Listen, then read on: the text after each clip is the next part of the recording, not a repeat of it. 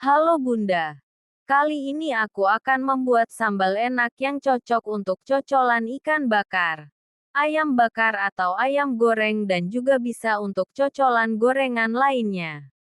Pertama kita goreng cabai rawit.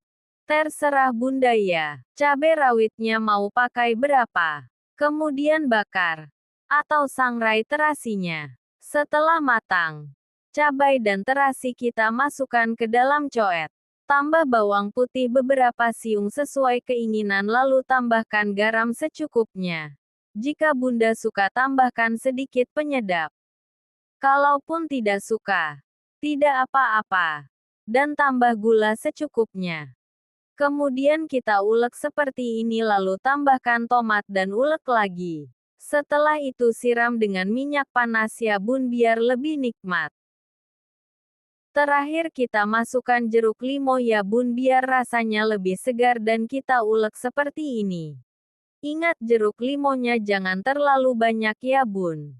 Kira-kira aja. Nah sambalnya sudah jadi. Sambal ini cocok buat coelan ayam bakar, ayam goreng, ikan bakar, ikan goreng dan juga gorengan yang lain. Selamat mencoba.